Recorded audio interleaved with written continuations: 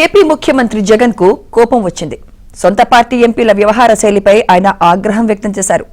తమ అనుమతి లేకుండా విందుకు వెళ్లడం ఏంటని కన్నెర్ర చేశారు. సొంత పార్టీ ఎంపీ డిన్నర్ ఇస్తే వెళ్లకుండా పొరుగు రాష్ట్రం సీఎం విందు ఇస్తే పరుగులు తీయడంపై సీఎం జగన్ సీరియస్ అయ్యారు. ముఖ్యమంత్రి సీరియస్ కావడానికి అసలు కారణమేంటి? సీఎం తీరుపై ఎంపీలు ఏమనుకుంటున్నారు?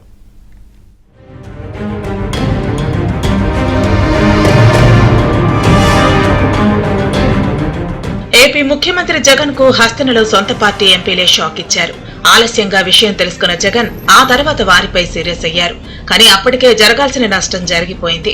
ఇటీవల తెలంగాణలో జరిగిన అసెంబ్లీ ఎన్నికల్లో కాంగ్రెస్ పార్టీ అధికారంలోకి వచ్చింది.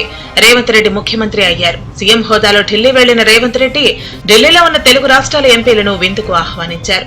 పార్లమెంటు సమావేశాలు జరుగుతున్న సమయంలో ఎంపీలంతా ఢిల్లీలోనే అందుబాటులో ఉండటంతో వారందరినీ రేవంత్ విందుకు పిలిచారు.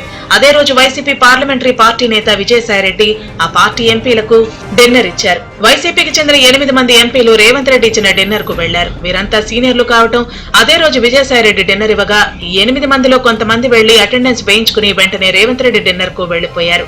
ఈ ఎంపీలు రేవంత్ రెడ్డికి మెమంటోలు ఇచ్చి శాలువాలు కప్పటం వంటి దృశ్యాలు, ఫోటోలు సోషల్ మీడియాలో వైరల్ అయ్యాయి.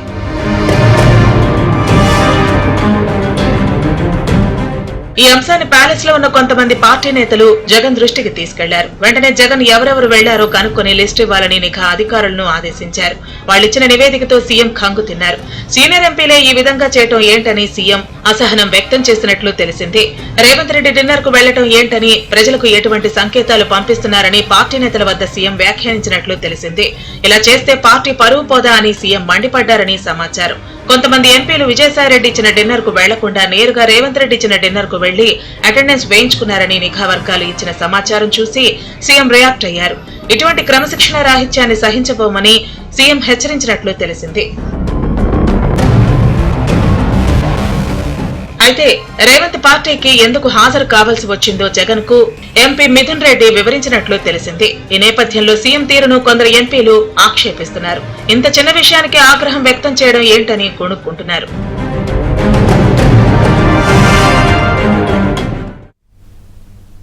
ఏపీలో ఓటర్ల జాబితా నకిలీ ఓట్ల అంశం తీవ్ర చర్చనీయాంశమవుతోంది. ఉద్దేశపూర్వకంగా ఓట్ల తొలగింపు కూడా జరుగుతోందంటూ ప్రతిపక్షాలు ఆరోపిస్తున్నాయి. తాజాగా కేంద్ర ఎన్నికల సంఘం పర్యటనతో ఎలక్షన్ హీట్ కూడా పెరిగింది. ఈ క్రమంలోనే 2 రోజుల పాటు విజయవాడలో జరిగిన కలెక్టర్లు, ఎస్పీలు, పోలీస్ కమిషనర్లతో జరిగిన సమావేశంలో ఈసీ బృందం పలువురు అధికారులపై సీరియస్ అయినట్టు తెలుస్తోంది.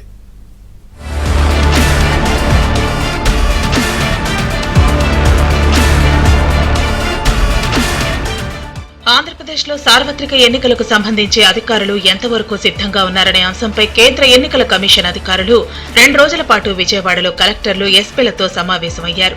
26 జిల్లాల కలెక్టర్లు, ఎస్పీలతో సుదీర్ఘంగా చర్చించారు.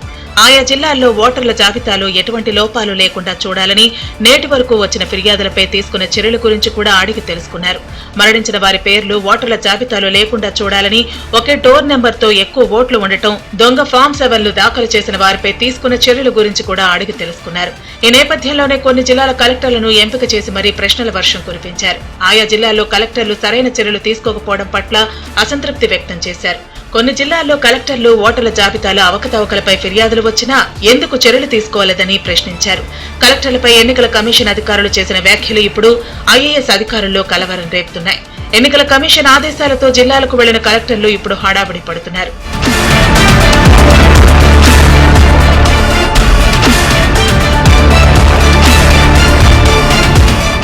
ఈ నెలాఖరులోగా ఓటర్ల జాబితాలోని లోపాలపై చర్యలు తీసుకోవాలని ఎన్నికల కమిషన్ ఆదేశించింది.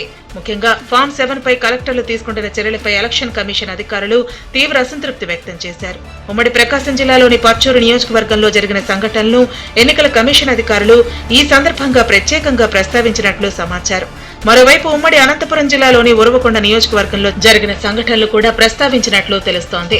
రానున్న 45 రోజుల్లో ఎన్నికల సన్నద్దతపై కేంద్ర ఎన్నికల కమిషన్ ఆంధ్రప్రదేశ్ కు వస్తుందని కూడా సీఈసీ అధికారులు చెప్పినట్లు సమాచారం. అటు కొన్ని జిల్లాల ఎస్పీలపై కూడా ఎన్నికల కమిషన్ అధికారులు తీవ్ర ఆగ్రహం వ్యక్తం చేసినట్లు వార్తలు వినిపిస్తున్నాయి.